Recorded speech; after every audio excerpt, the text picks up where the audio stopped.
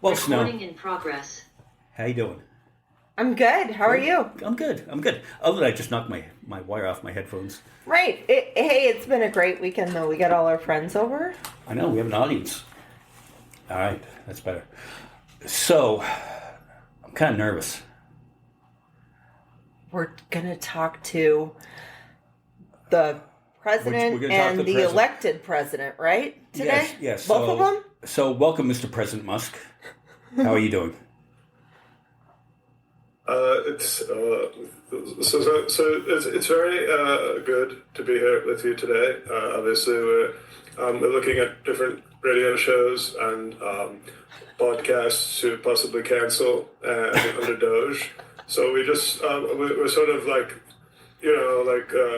I've been on Joe Rogan, and I thought I'd come on your show just to see, like, is your audience sort of very woke, and are you contributing, and obviously I'd like you and your co-host to sort of send me an email after the show to tell me 5 things that you liked about me after the show.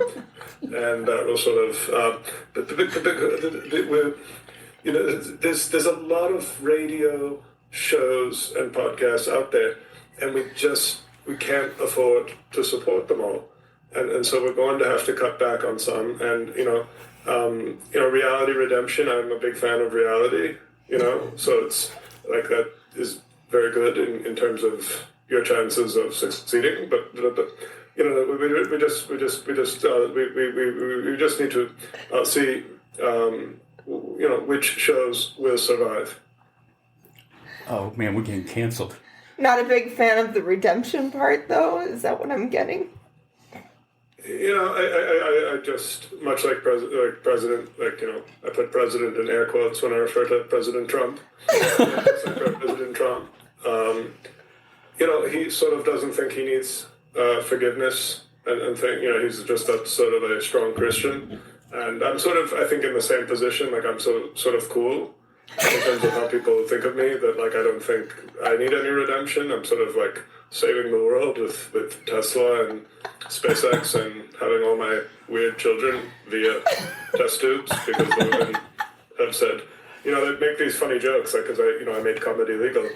But one of my women said, I'd rather do it like in a laboratory because I don't want your big albino bullfrog body on top of me in a bed. So like, that's like a funny joke, because comedy is legal now, and before me it was basically like sort of like kind of like outlawed and not allowed. Yeah. How did you feel about Michael Myers last week on SNL? Like, honestly, I'm not going to complain, because I don't have the woke mind virus. But I was sort of hoping that the Mike Myers from the Halloween movies would show up behind him while he was trying to mock me. Because that would be like sort of meta comedy, like, oh wow, like, yes, comedy's legal, but like the better Mike Myers murdered the like nasty, trying to mock Elon Musk Mike Myers. And how about your little spat with Marco Rubio the other day at the cabinet meeting? No, we didn't. This is okay. So you're obviously listening to the fake news, which not sort of a good move by the Reality Redemption show, because like that's sort of like a horrible. That's like 3 strikes in 1, basically. We didn't have an argument. He, he's doing the best he can with his sort of mid-tier intellect. And I just happen to be, like, obviously, say, kind of a super genius type of person. And, I just had to explain to him that he was, like, stupid compared to me, and that, like, he should just, like, listen to me.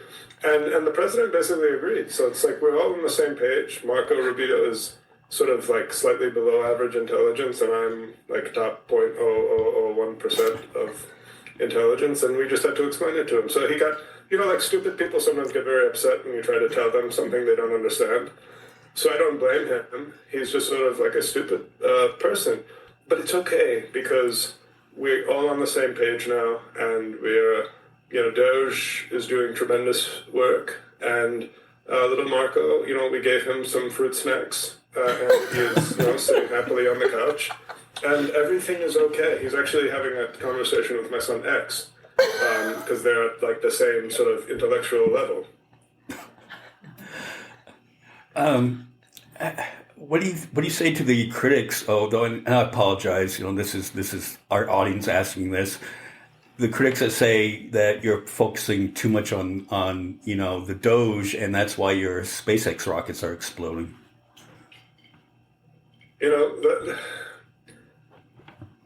Maybe to them, they can't focus on four multi-billion-dollar companies and the U.S. government at the same time. But I just sort of happen to be a kind of like extra-level smart person. And SpaceX, we're trying to go to Mars. This is not going to happen overnight. There's going to be debris. There's going to be probably a lot of death before we get to Mars. And I'm okay with that. As long as it's not me or any of my children, I am willing to kill as many people as it takes to get to. We want to go to Mars, and it's going to take a lot of death. Now, that said, I have enough money.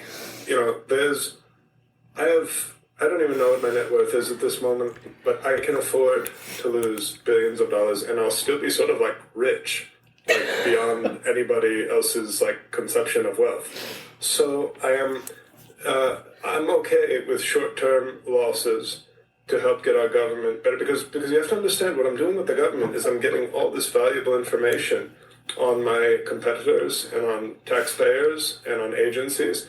So like this is like an investment that will return tenfold once I start using all the information I've sort of quasi-legally obtained working with Doge.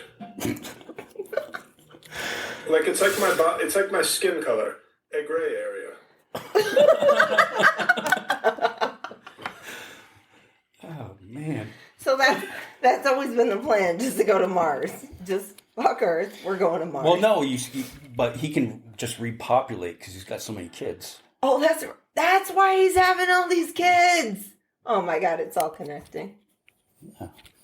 Okay. That makes sense. That is part of the reason. Because if I have enough kids, eventually there'll be so many that like their DNA will be sort of different enough that it won't be weird when they have kids together. Look how well they did. That's basically what we did. The first family of Musk. My son X, my daughter. These are going to be, very tremendous people on Mars. Well, yeah, didn't your dad already do something like this too? Like, wasn't there that story of Elon Musk's dad? I'm not really familiar with Elon's dad. I thought he had. Oh, my father had a much younger wife at some point, and we didn't approve. So no, it'll be much cooler than what my dad did. Like I'll be doing like the cool version of that. Yeah, I thought they were related. Maybe I got it wrong. I don't know, but I thought the. We have. I think you might be right. I'm forgetting. I've sort of blocked it using my strong mental power. I sort of blocked unfortunate thoughts, but there was some sort of weird relationship. But I don't. You try to block out all the weird stuff. So that's how I sort of maintain how cool I am. But I'm not thinking about the weird things. Well, I know that you're a really busy man, Elon, and we appreciate you coming on, but we have one more question to you. We have one of your Tesla investors sitting in the room. What do you say to the Tesla investors that the stock is going down?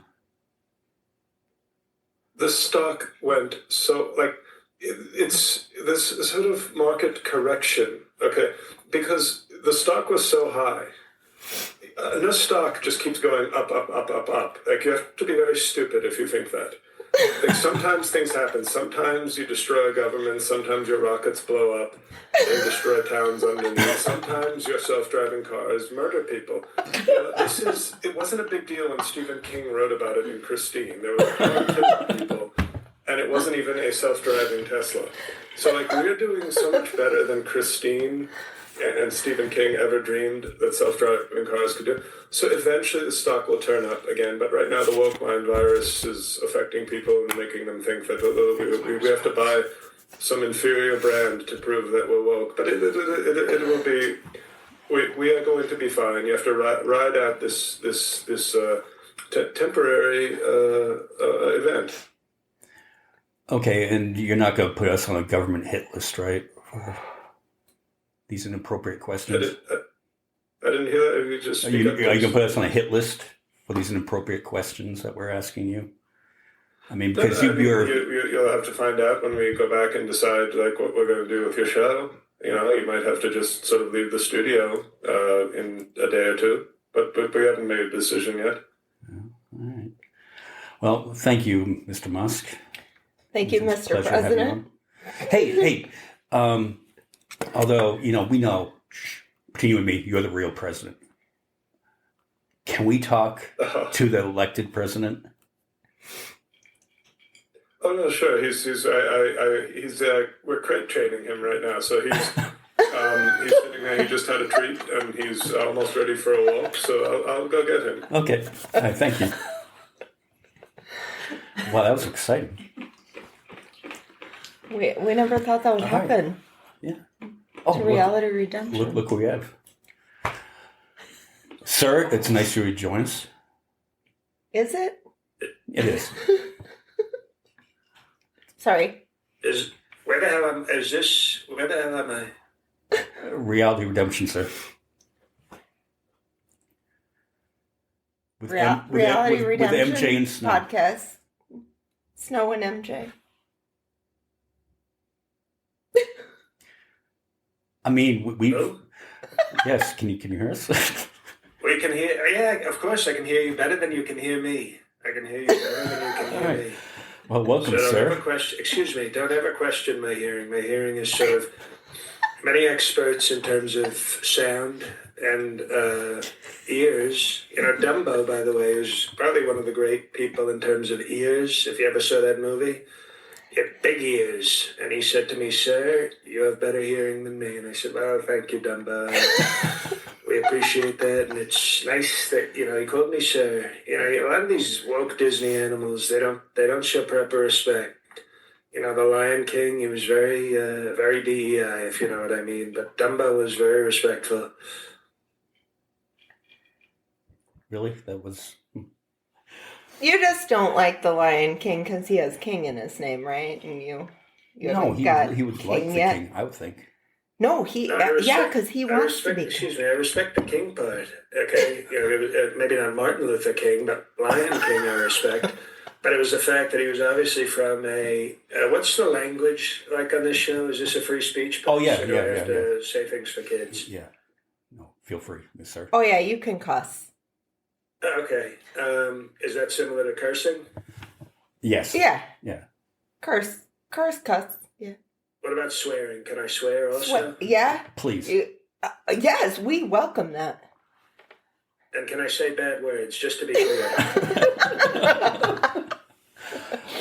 Well, it's an honor to have you on, sir. So, yeah, whatever you want. The Lion King came from a shithole country. That's okay. It was a disaster.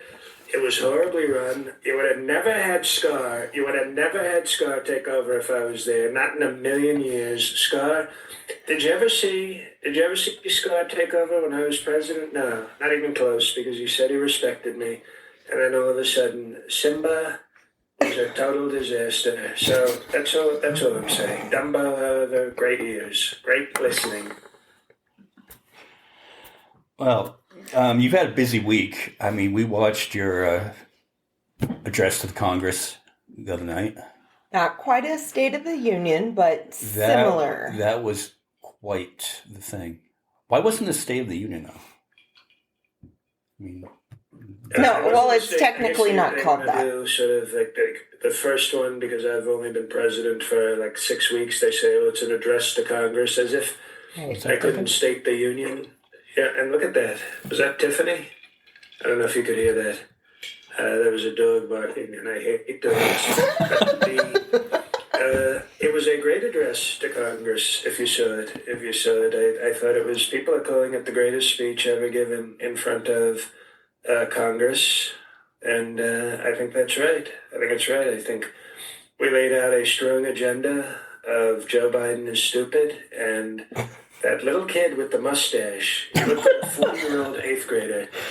That kid, he's going to be a cop, and he said to me, "Sir, I love you, sir." And I said, "Well, look at that, a little black teenager who loves me. That's you don't find that every day." And he said he wanted to be a cop, and I said, "Who's your favorite cop?" And he said, "Derek Chauvin." And I said, love that very much. He's my favorite cop too. Thank you. So we love that. We're doing very well with the brain cancer African American teen demographic right now. So we love that. We love that very much. And we'll probably pause it there in case people start to complain. Yeah, you wouldn't want to get canceled. But we have to ask you something, though. Was transgender mice really a thing?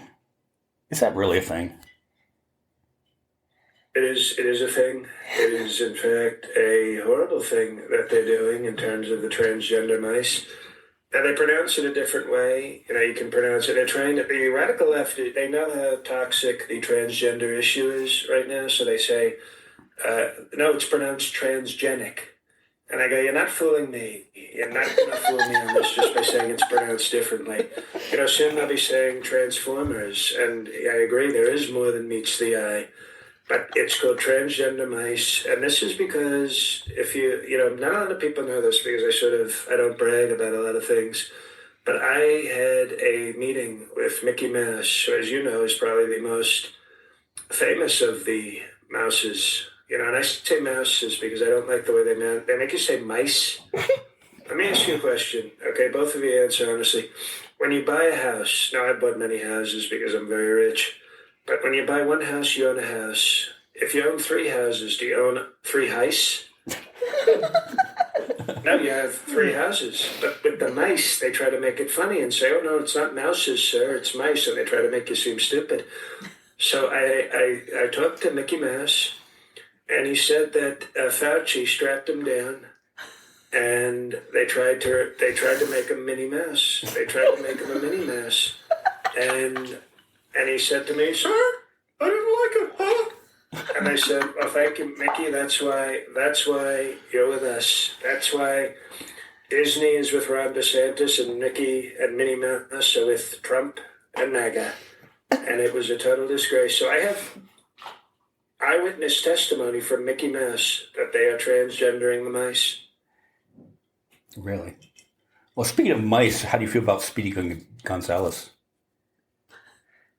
Well, Speedy Gonzalez, here's the sad thing. You know what they want to do? Speedy Gonzalez actually wants to get the surgery. And because he's an illegal, the Democrats want to pay for it.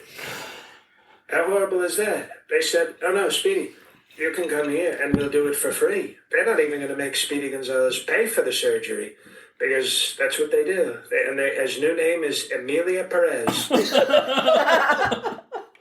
I was going to ask if that's why he wanted the surgery, because he saw the movie, Well, I think it was, and the left is in total chaos right now. It's a total disaster what the left is going through, and frankly, I sort of enjoy it, but we have to protect our country, we have to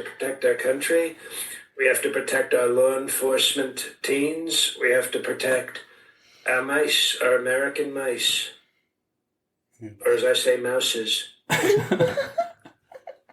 We do have to thank you, though, sir, because during the pandemic, when you sent out the Donnie dollars, the stimulus check, that was what afforded us to be able to buy this podcast. The Reality Redemption Podcast. Reality Redemption Podcast, yeah. Got created out of the Donnie dollars. I never thought we'd have the opportunity to thank you for that, And unlike Zelensky, who seems to not know how to say thank you. I appreciate that the two of you are very thankful. It's important that we come together as a country and that people realize that I am great and that they need to thank me. Well, wait a second. I didn't give my money to this podcast. I give mine to charity. Oh, yeah. Didn't you donate yours to that guy from Georgia running for Senate? Part of it, I gave mine to various charities. All right. Well, as you could tell, Snow is pretty woke. Yeah, woke. You know, not to say, normally I would just be staring at her shirt because it's in the right place. But I actually noticed there are words as well on her shirt. And I don't know if those are genuine words, then we love it. But sometimes woke people tend to have shirts that it's called sarcastic. And that feels like I call that shirt sarcastit. It's a sort of my least favorite and my most favorite thing in the world. Oh my God! All right, one thing we do like to ask of our guests is, I think food brings everybody together. What's the best dish that you make? I make a great dish called Uber Eats. On my phone, and I press buttons, and all of a sudden, bam! There's delicious food every time, perfect. But I saw the video though. You seem to be able to cook fries really good. He was at McDonald's. Yeah, when you were at McDonald's. Must be an intruder. How did you enjoy making the fries at repeat McDonald's? Repeat the question for your president, please. Thank you. What's that? Oh yeah, He didn't have yeah. So we saw the video of you when you were at McDonald's. You looked like you could cook those fries pretty good. Oh, of course. Well, of course. I mean, it's sort of, to me, cooking is a choice. Everything I do is sort of the best. It's sort of like, but it's a choice, and I'm very busy, so I prefer not to cook because it's sort of a waste of time. But a lot of the people said around the fry cook, they said, Sarah, we've never seen fries getting cooked this well. And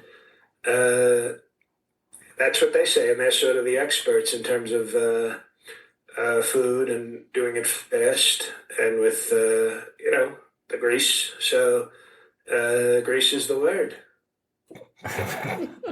So, speaking of choice, then, what about women's choice?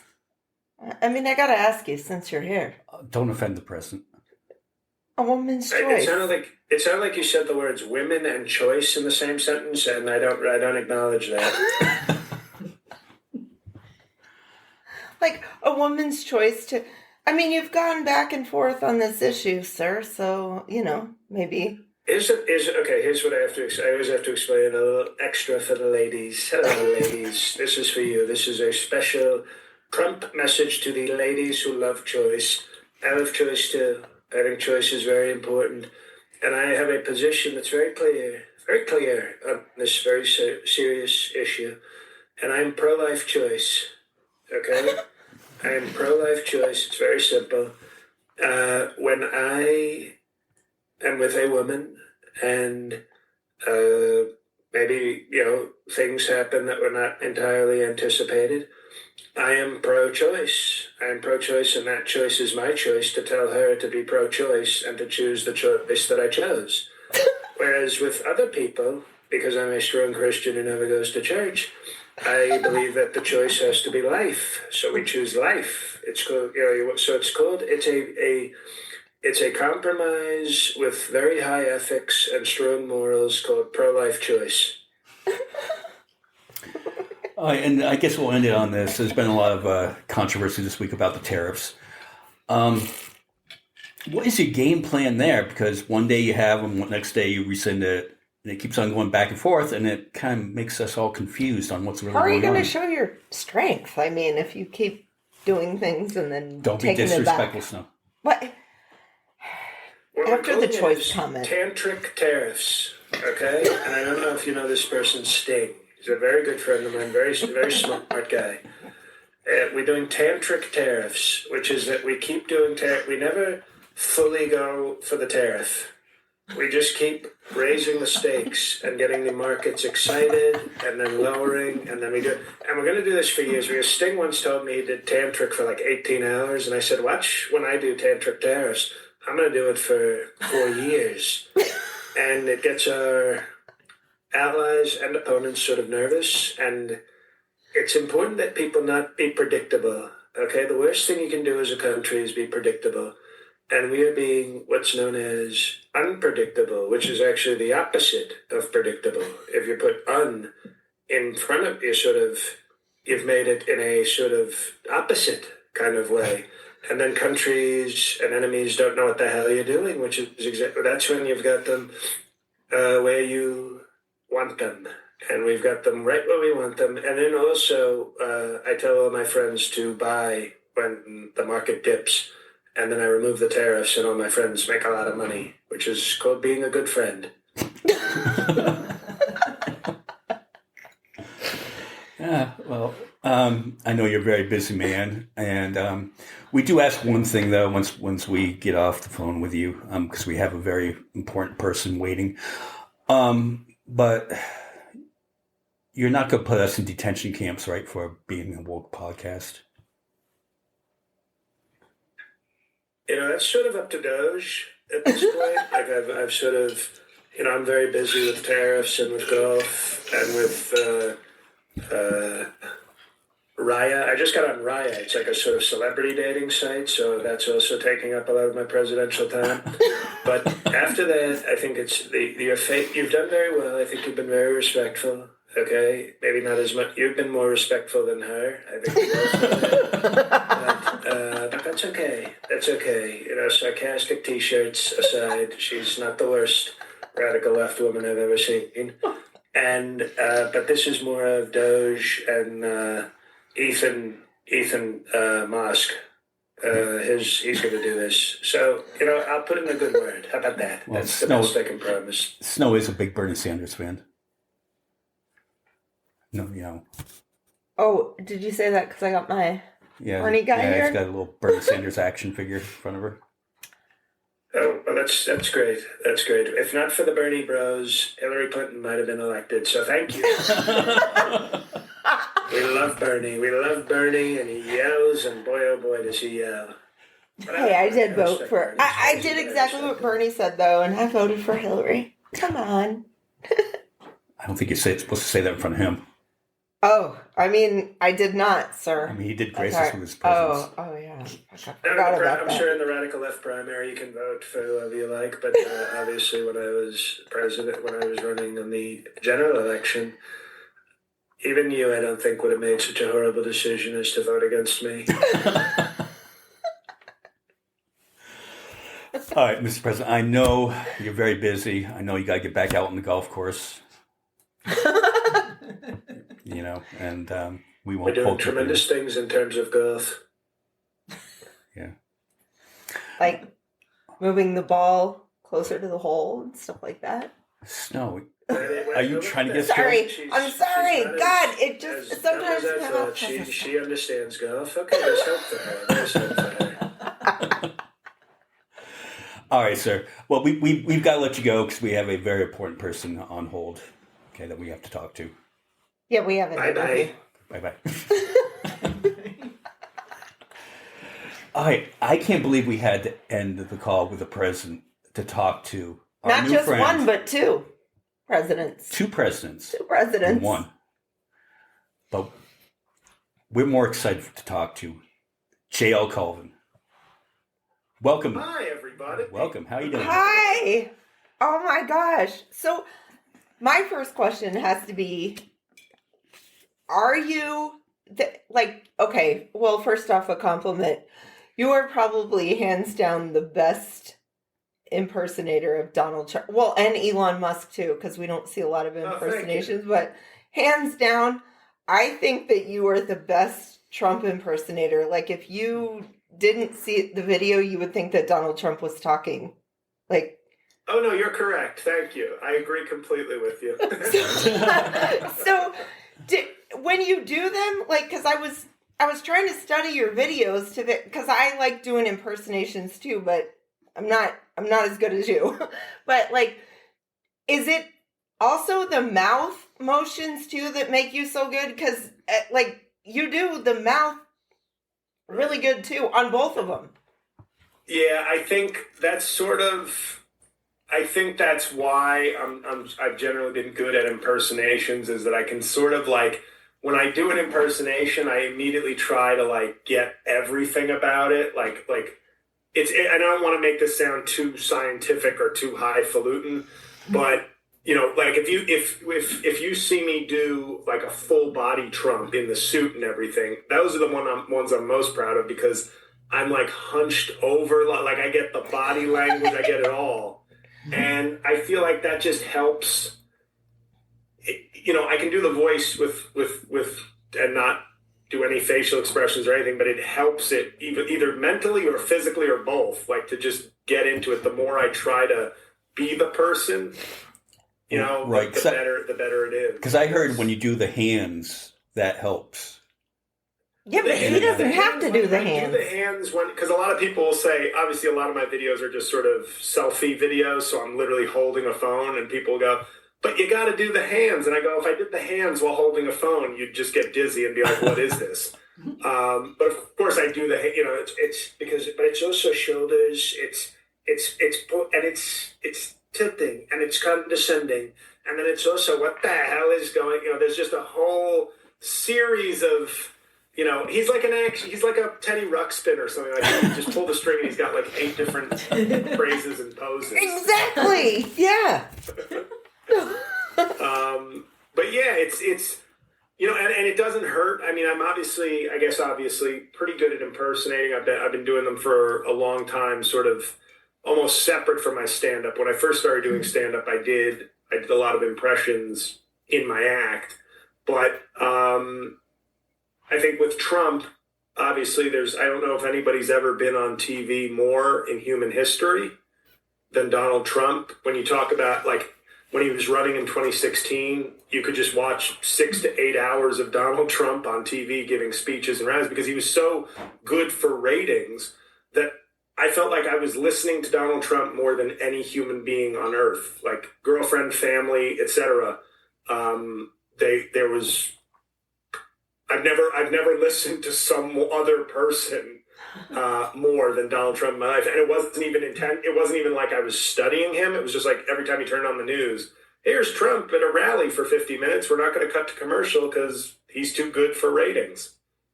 Ultimately, that's what got him elected. That, you know, that statement though is like sad but true. Like we shouldn't have to see him that much. Like, I mean, that's why we're where we are now. Let's rewind a little bit, though. Yeah. You went to Georgetown. You're studying to be a lawyer, right? Yeah. And Georgetown, were you a lawyer? That's where I started doing comedy. Really? Perfect timing. Yeah. So, starting off in Georgetown. And what made you decide to be a comedian? Yeah, I was always, and I'm sorry that you guys look so relaxed and your camera setup is so much better. Like my mic, I just want to make sure I'm close on my mic. So I look like, hello, hey guys. We also have drinks too. We've got cocktails. That's why we looked relaxed, you know. But in law school, just truth be told, I was kind of depressed in law school. It was sort of the first time I felt like I'd run into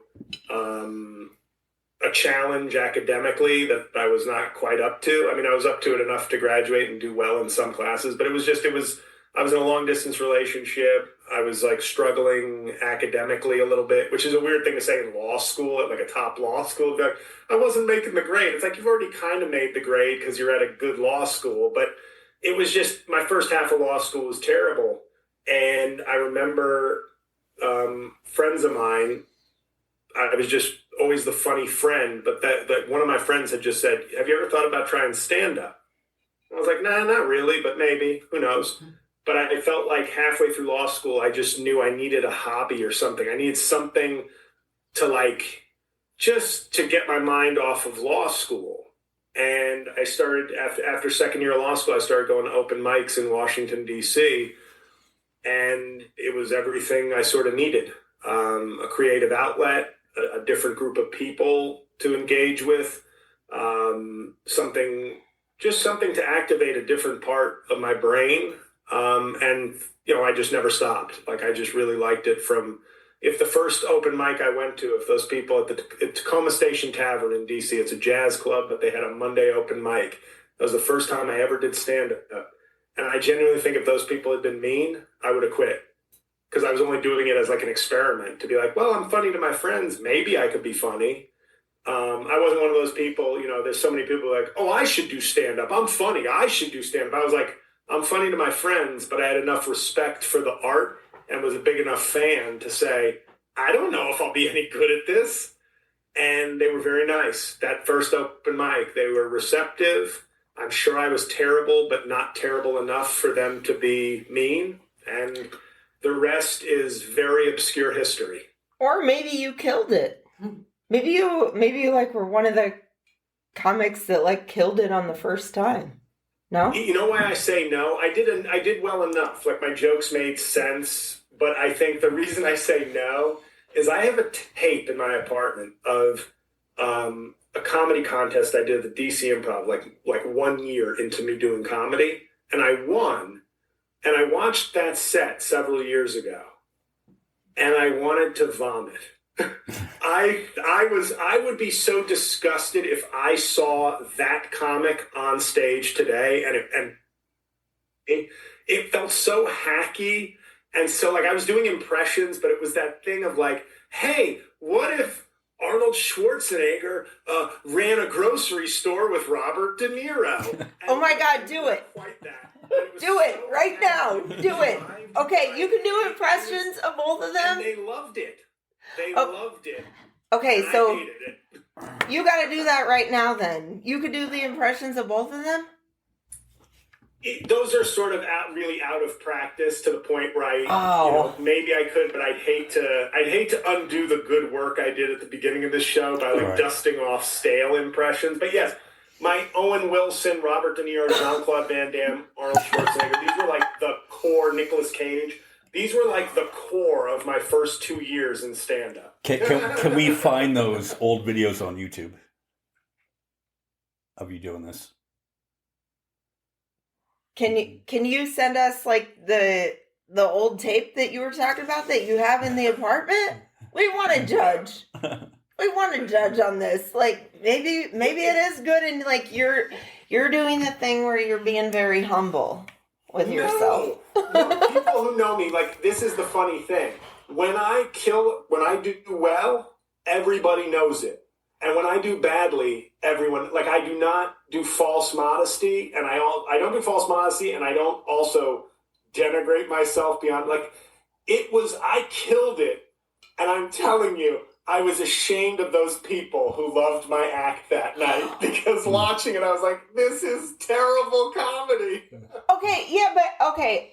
Well, wait a second. I might disagree, though. Okay, we watched the video of you when you performed in the full getup as Trump in New Jersey. Yeah. You said you were in New Jersey. And I sent MJ a message. I'm like, what the hell is wrong with this audience? Is he in like a conservative part of New Jersey? I'm like, this shit is fucking golden. I'm sitting there. Half the time I'm like wiping my face because I'm like, laughing and crying. I thought it was great. I'm like, this guy is the best. I will say, the goal of that show, and I think it threw some people off in the audience, which I was fine with. If I had killed, I would have been happy. Awkward silence also made me happy because I wasn't doing the show, as you can tell from watching it, I wasn't doing the show like, hey, JL's going to do his Trump impression for 45 minutes. I was doing it as, what if Donald Trump really thought he was a stand-up comic? Right. So some people, I think, missed the joke, which I was fine with. Because they did. Some awkwardness. So I think that's why it came across like, what's wrong with this crowd? Because I was like committing to Donald Trump doing a stand-up special, not me doing a stand-up special as Trump. So that's, I think, why it had that weird energy, which is exactly what I had hoped for, to be honest. And I'm not usually like some weird meta alt comic, but for that purpose, I wanted to sort of challenge myself with the Trump. No, yeah, because the best part in it was when there was where you started insulting the woman in the audience when you were playing Trump. I was like, I was like, oh my God, I'm like, that is exactly what he would do if he was doing comedy and somebody had a problem with it. We should give it the proper plug. Inauguration is my favorite N-word on YouTube. Yeah. And somebody did correct me, and if I thought it was a funny title, and then somebody after I was already done with it, they said, "Shouldn't you have made it inauguration is my second favorite N-word?" Oh, You know what? that would have been good. Yeah, that is props to whoever told you that. So if I read your bio right, you got the Trump impression during COVID, right? Because you couldn't go on the road. I had actually, I had been, this is a very weird thing and I don't know why. I had been on the Adam Carolla show a bunch as a guest because I had originally done an Adam Carolla impression video that he saw and really liked. And then they had me do videos for the show and come on as a guest, throughout. So I was on the show 10 times, and I did a Trump one day for one of my videos in 2014. Now, it was not good then. It was the beginning of my Trump, but it's very funny that I couldn't tell you why I did a Trump in 2014. It wasn't 2015 is when he announced. I, for some reason, was 1 year ahead and just kept working on it. And it was during the pandemic that I was just bored. I threw up a video that I literally had no expectation of doing anything. None. People always say "Oh, you knew it was going to go viral." And I'm like, how? If I knew how to make something go viral, why would I have waited till my 16th year in comedy to blow up? Wouldn't I have done this 10 years ago and become rich and famous? Been holding out.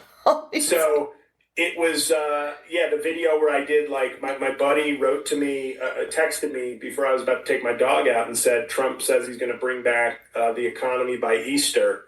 And then I did this video and was just oh, that's a good one. And it, across social media platforms and YouTube, it got over 10 million views, which was just crazy because my previous high for a video was 10 years, 5 years earlier. I'd gotten 400,000 for a Louis C.K. video. But yeah, long, boring way of saying I've been doing it for a while, and it finally just blew up out of randomly in 2020. And have you ever gotten flack going to comedy clubs doing the Trump impersonation? Yeah, that's and there are I don't like saying banned because I don't think it's as strong as banned, but what else do you banned feels like I'm being punished. This is more of not getting booked. So you got canceled? There's a club that I've worked on and off for well over a decade. And I've done well, and I've been booked multiple times since the pandemic. And of course, because I have fans show up who specifically either know or like my political commentary, and more importantly, the impressions. Impressions constitute 5 to 10% of my stand-up act. But they are featured prominently in my bio because you want people to know. I know what he's about. I can go check out his videos if I don't know him, and if I know him, that'll remind me. Oh yeah, he's the guy who did the Trump or the Mitch McConnell or the Elon, whatever the case may be. So I've done this club several times since the pandemic, but on this particular night, it was a 50-50 split. And in terms of politics, it was in a redder area, but it was about a 50-50 split. Now, when I had done a sister club of this organization in a very MAGA area, when I say it was performing at a MAGA rally, Ooh. They loved me. They loved me because my technique for crowds like this is very simple. I got on stage and was like, hey, everybody, I voted for Joe Biden. And they're like, let's go, Brandon. And I was like, whoa, settle down. Hey, I'm just letting you know, I didn't realize you guys were going to try to silence me for my political views. I thought that's what we did on the left. You guys are telling me to shut up just because I voted for a guy? I'm not even going to do political jokes, really. But you're booing me? And they kind of yeah, you know what? He's got a point. We don't want to be like the left, bro. And I killed it for an hour. And I sold a ton of merch after the show. They loved me. So that was like, but I truly believe when you're performing in front of a crowd that's all red, they feel safe. They feel like this guy's the outsider. We have him cornered. He can't do anything. We own this place. So I play into that and be like, yeah, you own this place. So why are you going to boo me? Just listen to the jokes. And it worked. It has worked like a charm for me. But this other club was 50-50. So it was like 50% red, 50% liberal. So when you're telling a joke and like the liberals laugh, the red side of the room doesn't feel like, they're like, hey, are they trying to make us look stupid? And so in this particular case, I had video footage of the show. I'm killing for a half hour. Like I'm just either prepping for a special taping or I just finished one. So I'm sharp. The material's all ready to go. But then I get it. I say, okay, I have these like 5 minutes on Trump I want to do. And work in the impression, which many right-wing people love the impression. And I started with a joke where I said, hey, I hate how my left-wing friends give me shit for wanting to have sex with Lauren Boebert. And I said, I don't get it. I think she's cute. She's a little trashy, but she's cute. But if I told my left-wing friends that I want to hook up with a transgender black midget, they tell me, we love that you are standing in your truth. We see you. But then I say, Lauren Boebert's kind of hot, right? They're like, you disgust me. Don't ever speak to me again. So I'm thinking that's kind of a good joke to be like, hey, look, I'm not picking on the right now. I'm sort of like entering political territory with a kind of shitting on my own people. The joke kind of falls flat. And then I went into my Trump material, which was like not hardcore, but it was really to get into the impression and stuff. And do you want me to just recap the story? Yeah. Like, the story's great. Yeah. Donald Trump is the greatest president of my life. And I was like, okay, well, first of all, why are you heckling me, sir? Like, what is this? Why are you yelling that to me? But I said, you think he's the best of your life, your whole life? And he said, maybe Reagan.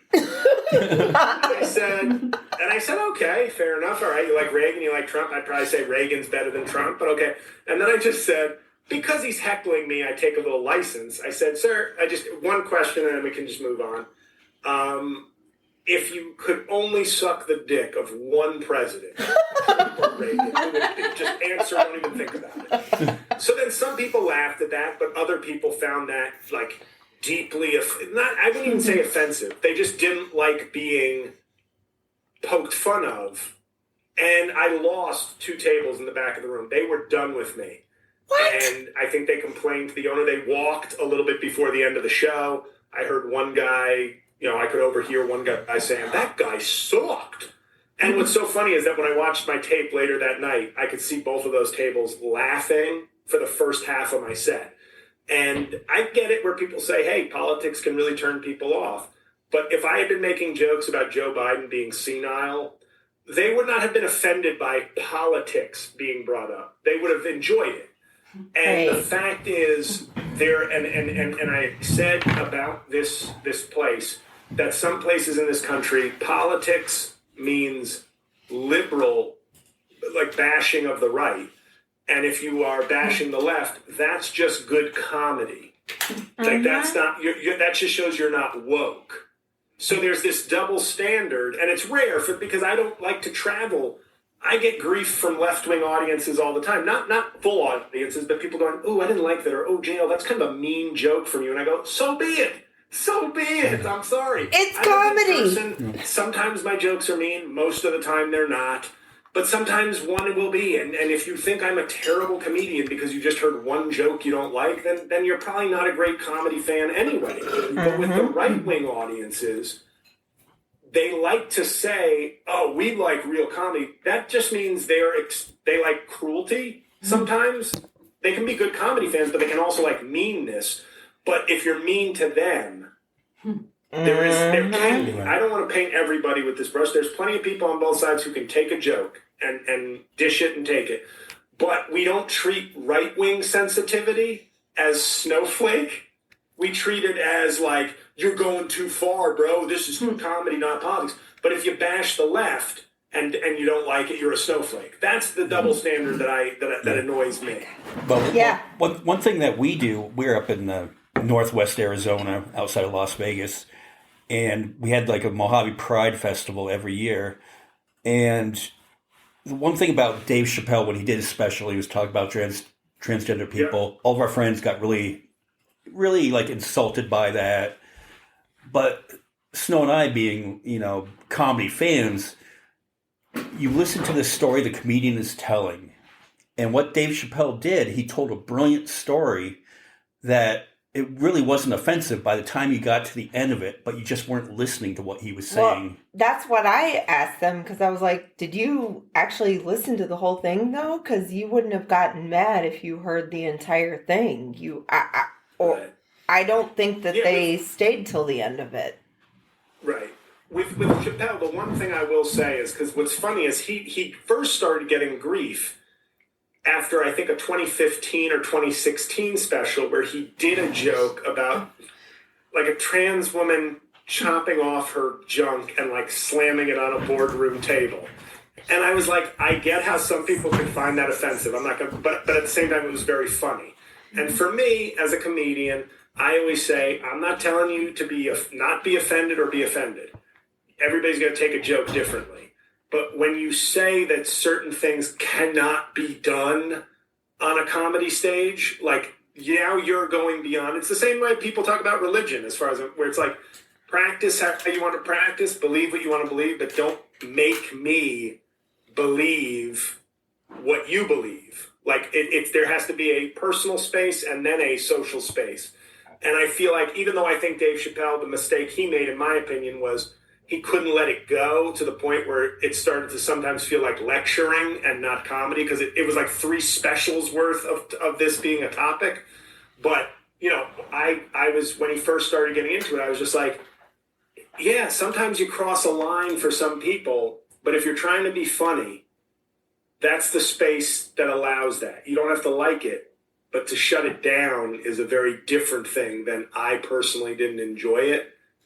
You know what I mean? That's a big difference that really seems to have been conflated in the last several years, and that's maybe where the right wing has latched on to this kind of anti-wokeness, where it becomes, I don't think you're a bad person or even a bad comedy fan if you don't like a joke. Not every joke is for every person. But when you try to tell comedians or dictate what is comedy, that has to be a very broad space. Obviously, when Michael Richards is screaming the N-word at people from the stage, that's not comedy. Right. But, I mean, yeah, if you try to tell a comedian that you can't make a joke out of something, I think they're going to find a way to make a joke out of that, Right. Somebody like Dave Chappelle, definitely, because he's powerful. I will be honest. My career hangs by a thread too often, where I'll be like, oh, you didn't like that one? Well, I still want to work. All right, I'll tell that somewhere else. Okay. But on that note, did you get any grief on your new Amazon special, Half Blackface? Oh, not really. I did. A few people were like, I don't know about this title. And I'm like, it's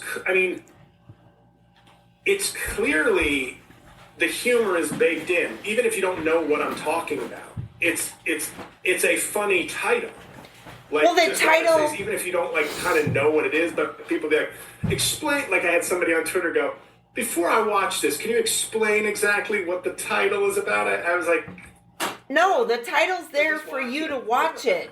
Like, that's what I got out of it. Like, if you're gonna put a title out like that's something that I'm gonna want to watch, because it, like, you can already tell it's controversial. It's like, you're gonna want to know.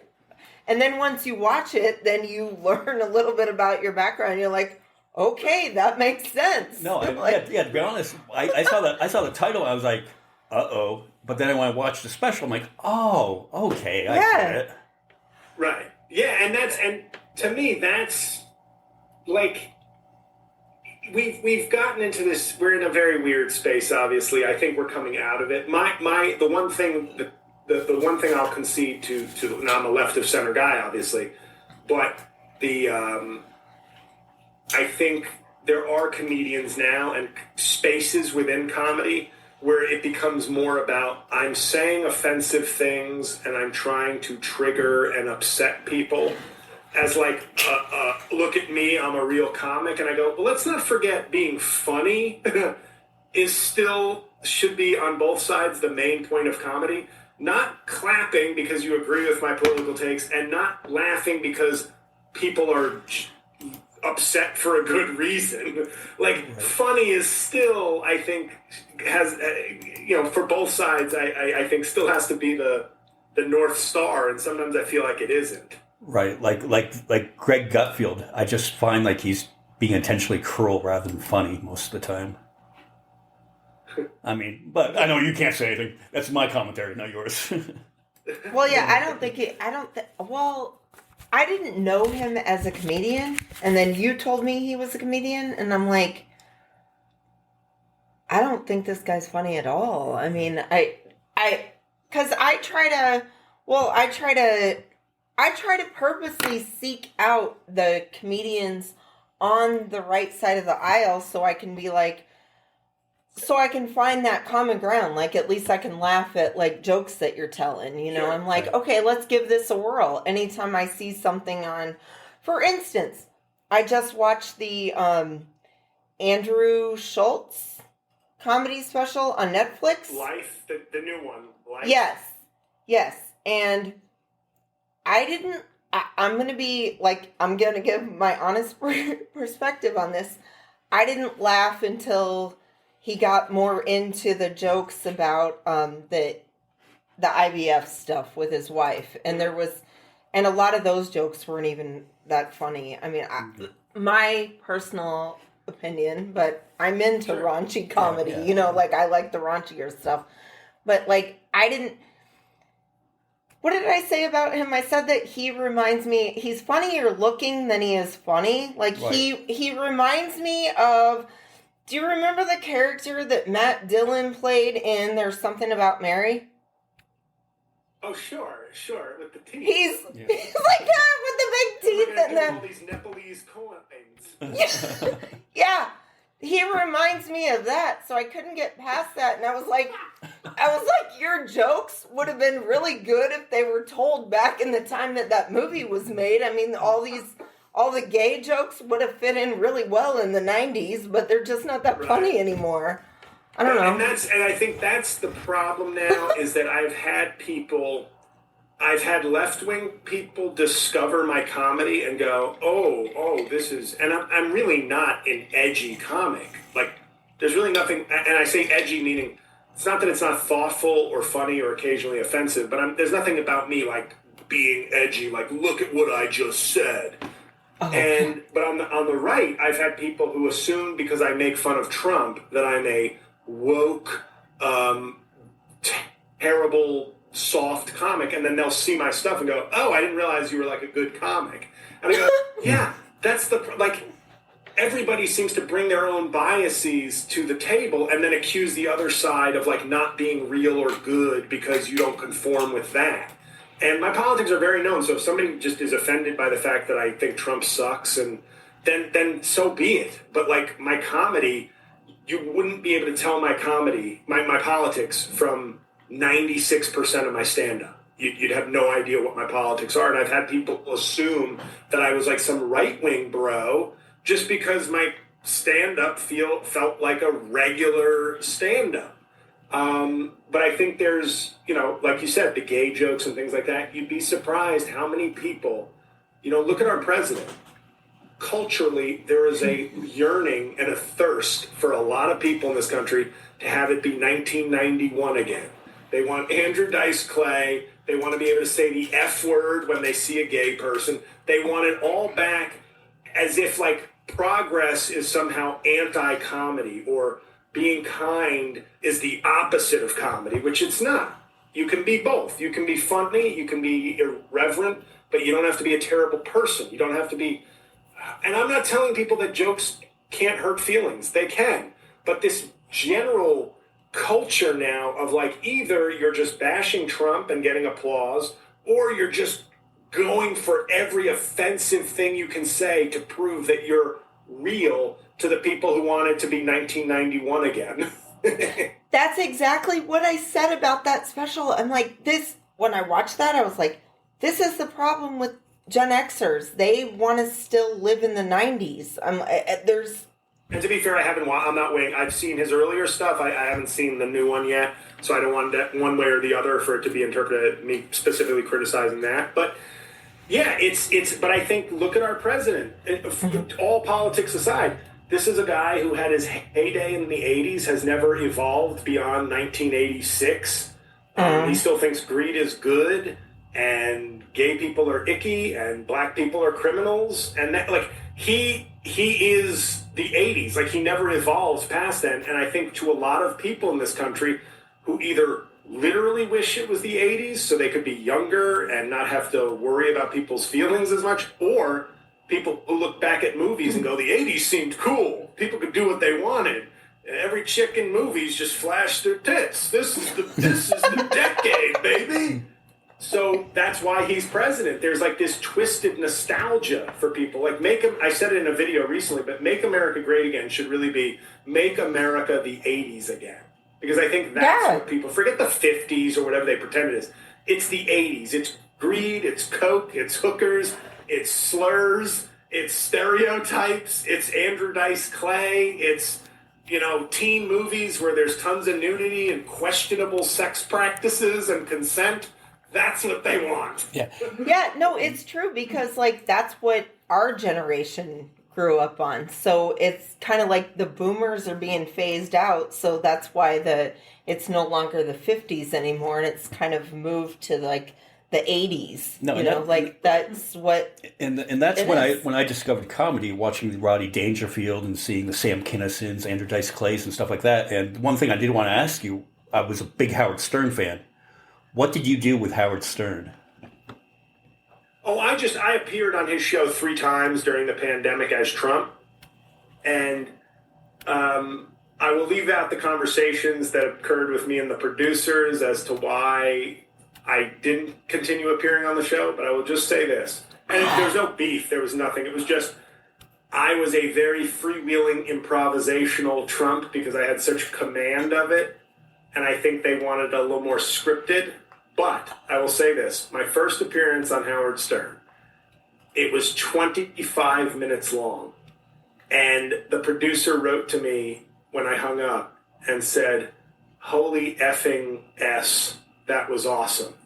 So I thought I was going to become like a super regular on the show because they said she literally said, hey, if he wraps it up after 5 minutes, don't be offended. Maybe he just wants to move on, but sometimes it can go 10, 12 minutes. I was on the phone for 25 minutes with him as Trump. So that was obviously a career highlight, but like so many things in my comedy career, the disappointment would follow months later where I was like, oh, I guess they went with somebody else now.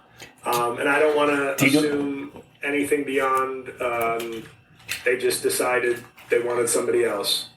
That's crazy to me because I already told it. Remember when I told you, I'm like, this guy should be like on all the late night shows doing the impersonations of Trump. Yeah, I'm meaning you. Like, yeah, I'm like, why isn't everyone calling him? He is so good. Do you know if we can find that clip on YouTube? Oh, like of me on Stern? Yeah. Is that what you're asking? Yeah. Somebody had asked me a while ago, and I was like, I don't know where to find it. To be honest, and then people had asked me in like 2020 because they would put some stuff up, but yeah, it was. I never had the clip, but it would have been, I guess, maybe May of 2020 or something, and it was like a 25 minute phone call with me as Trump, and I thought my best thing I did on that was when he said, "Do you have any comics you'd recommend?" And I just named a bunch of conservative comics and didn't plug myself. Because that was the chance for me to plug my own identity. And I said, no, I'll stay in character. I'll show that I'm the real deal. And, maybe they'll have me back. So they had me back 2 more times, but then they decided to shift away from me. And I don't know if it was, because I never crossed any lines, but I am extremely, as you can tell, comfortable with the character off the cuff. So, but thank you. I agree. I wish I was on all the shows. I don't know why the Tonight Show's not having you on. I know. I think the shows included in all of the shows. maybe this will open the doors to the Tonight Show. I mean, maybe. You never know. Okay, speaking of that, and we're going to wrap it up on this. You'll be in Vegas in a couple weeks, right? Yeah, in I guess just under 3 weeks. My friend Pete Dominic, who has a great show called Stand Up with Pete Dominic, he was a Sirius XM host for 11 years. He built up like a very good, strong fan base. So this is the second year they've done it where Pete comes out and like several of his more prominent guests come out, and we'll be doing like live podcast recordings, some sort of hangouts for the general fan base community. It's like a Comic-Con, but just for this one podcast radio show community. And there'll be stand-up, there'll be podcast recordings and other stuff. But it was really, really fun last year. So I'm looking forward to it again. In Henderson, Nevada, which I tell people Las Sunset Vegas is Station. very close. Oh, Sunset Station. Okay. Yeah. Well, we're like Kingman, where we're only like 100 miles from Las Vegas. Like, we should try to go see the show. Yeah. Are you going to be doing stand-up there? When are you going to be there? I think I have the schedule is like, if you go to my website, the link, if you click on it, will have like the link to buy tickets for that show has like the rundown of the different events. So the stand-up, I want to say it's Friday night, but it might be Saturday night. I can't remember because I'll be out there for several days. You're in, did you say Kingsman, Arizona? Kingman. Without the S. Yeah. I am not to get off on another topic, but I am actually taking Amtrak from the East Coast all the way. Oh, you'll be going through Kingman. through There's a Kingman. stop, I feel like, in Kingman, and then Right. you It get the shuttle bus to Vegas. That's right. It's downtown. All right. Like, I live like 5 streets up from there. Okay, So hilarious. 11 p.m. You can road trip with us. Yeah, you could road trip with us. That'd be funny. We could do another podcast. We could take you to the show and do a podcast. That'd be hilarious. Okay, yeah, you'll have to let me know when your stand-up show I will be. know. Yeah, we'd love to see Because that. we'd like to go see Oh, it. for sure. Well, this has been a pleasure. Thank you for coming great on. meeting you guys. Thank you for asking. It's great to meet you, and I appreciate you guys watching my stuff and having me on. Thanks for saying yes. Yeah. Yeah, we came across your YouTube special where you're doing Trump, and we just thought it was hilarious. I immediately sent it to Snow, and I was like, "Hey, you have to watch." I was like, this guy." is the best Trump impersonator ever. I'm like, I don't know why everybody doesn't have him doing Trump. Like, he's the best. Like, the face thing, everything. It's like I'm here. It's like that's the voice in my head all the time. Why am I not doing this more? Oh, I thought you meant the Trump voice was there. Like, you try to go to sleep and you hear that voice, and that would be torture if you just hear Trump voice. That's me. Oh, I big time. have Trump insomnia. Oh. Like, I go to bed, I just like hear that voice. I'm like, oh no, what do you do today? But yeah, I guess can I just plug? My website basically has everything. Definitely. Oh yeah, plug everything. JLComedy.com. And you can order if people want a Trump cameo. I made a killing on the site Cameo. I know it's usually a place for like has-beens, but I'm a never was, so I'm okay being there. But yeah, it's JLComedy.com has everything. You can learn about me, links to my albums, specials, etc. So if anybody enjoyed this, I hope you'll check it out. Okay, and then got half blackface on Amazon. Oh yeah. There's a link like right on the homepage. I don't want to bombard people too much with all that stuff, but yeah, I have a special called Tall Boy on YouTube. I have Half Blackface on Amazon Prime. I've got 8 stand-up albums you can stream or buy. I blog a few times. People like my writing, so it's just bookmark. Bookmark. What do you call it? JLComedy.com or JLCovan.com. It'll be good. Whoa, we've got more people. Hi. Whoa. Yeah, we're going all over. Yeah, we actually have an audience today. And that's our technical support. Is Yeah, like yeah. our tech support. You know, Yeah, like that's our producer.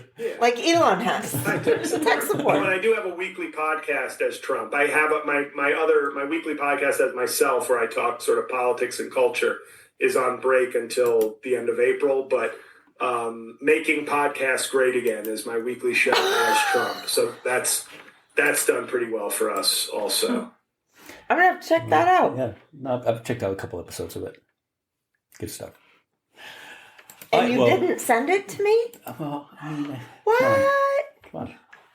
Busy over here. Very nasty. You should, that's how you know he's a nasty guy. You should send it to everybody. It's called sharing. Like a great person named Barney once said, sharing is caring. All right. Well, we look forward to seeing you in a couple weeks on it. Yeah. We just have to know the time, but yeah, we'll be there. Short I'll get sport. you the Yeah. info. Okay. Thank Yeah. you very much. All right. Well, thank you very much. It was great meeting you guys. Hey, Thank great you. having It you was on. good meeting you too. Appreciate it. Bye. All right. Good night. Bye.